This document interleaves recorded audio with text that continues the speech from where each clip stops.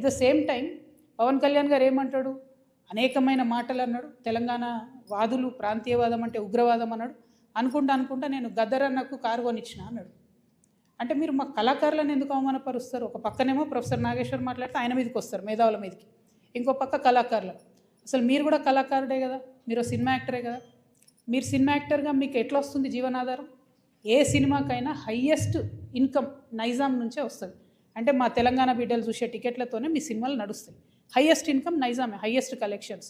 అంటే మీరు కొనుక్కున్న ప్రతి కారులో మా తెలంగాణ బిడ్డలు కొన్న టికెట్ పైసలు ఉన్నాయి.